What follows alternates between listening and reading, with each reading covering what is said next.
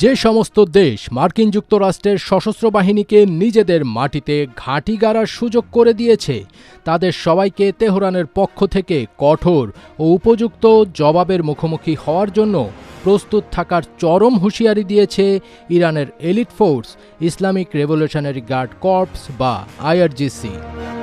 2026 সালের জুলাই মাসের মাঝামাঝি সময়ে চলমান সংঘাতের অংশ হিসেবে ইরান মধ্যপ্রাচ্য জুড়ে মার্কিন সম্পদ থাকা একাধিক সামরিক ঘাঁটি এবং যৌথ স্থাপনা লক্ষ্য করে প্রতিশোধমূলক ক্ষেপণাস্ত্র ও ড্রোন হামলা চালিয়েছে। দক্ষিণ ইরানের ওপর মার্কিন হামলার জবাবে এই পদক্ষেপ নেওয়া হয়েছে। ইরানের রাষ্ট্রীয় গণমাধ্যম ক্যাম্প বোহরিংয়ের গোলাবারুদের ডিপো এবং আলী আল সালেম বিমান ঘাঁটির সদর দপ্তর ও ডিপোতে হামলার দায় স্বীকার করেছে। এছাড়াও সেতুসহ বিভিন্ন অবকাঠামোকে লক্ষ্য করে ক্ষেপণাস্ত্র ও ড্রোন হামলা চালানো হয়েছে বলেও জানা গেছে। প্রাপ্ত খবর অনুযায়ী ইরানি ড্রোন মুয়াফফাক সালতি বিমান ঘাঁটির জ্বালানি সংরক্ষণাগারগুলোতে হামলা চালিয়েছে। যদিও পেন্টাগন প্রকাশ্যে এই সাম্প্রতিক হামলাগুলোর ক্ষয়ক্ষতির পরিমাণকে ছোট করে দেখিয়েছে বা অস্বীকার করেছে। স্বাধীন ও চাক্ষুষ বিশ্লেষণ থেকে বোঝা যায় যে এই অঞ্চল জুড়ে একাধিক ঘাঁটি ক্ষতিগ্রস্ত হয়েছে।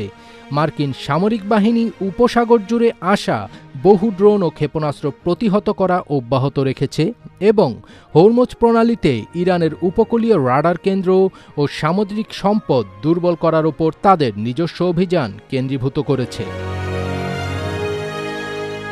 বৃহত্তর সংঘাত শুরু হওয়ার পর থেকে ইরান 8টি দেশ জুড়ে অসংখ্য মার্কিন সামরিক স্থাপনার ক্ষতিসাধন করেছে, যার মধ্যে বাহরাইনে অবস্থিত মার্কিন নৌঘাঁটিতে ব্যাপক ক্ষয়ক্ষতির ঘটনা ঘটেছে। এছাড়া সৌদি আরবের মাটিতে অবস্থিত একটি মার্কিন সামরিক ঘাঁটি লক্ষ্য করে শক্তিশালী ব্যালিস্টিক বা দূরপাল্লার ক্ষেপণাস্ত্র হামলা চালিয়েছে মধ্যপ্রাচ্যের সিংহখ্যাত দেশ ইরান।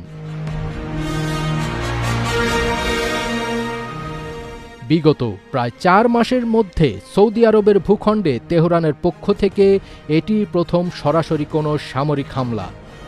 ইরানের ওপর টানা 7ম রাতের মার্কিন হামলার পর মধ্যপ্রাচ্যে সংঘাত তীব্রতর হয়েছে। জবাবে তেহরান পূর্ণাঙ্গ আক্রমণের হুমকি দিয়েছে এবং কৌশলগত হরমুজ প্রণালী কার্যত বন্ধ রয়েছে।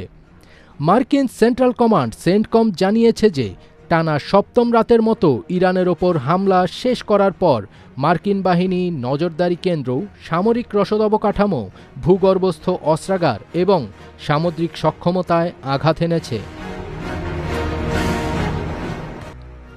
মার্কিন প্রেসিডেন্ট ডোনাল্ড ট্রাম্প বিভিন্ন সময় বিভিন্ন বক্তব্যে এই যুদ্ধ থেকে বের হওয়ার ইঙ্গিত দিলেও তিনি আদতে এখান থেকে বের হতে পারছেন না, কারণ ইরানের সাথে যুদ্ধে মূলত যুক্তরাষ্ট্রের পরাজয় হয়েছে এবং সেই পরাজয়ের গ্লানি মেটাতেই গত সপ্তাহে আবার ইরানের নতুন করে হামলা শুরু করেছে মার্কিন বাহিনী।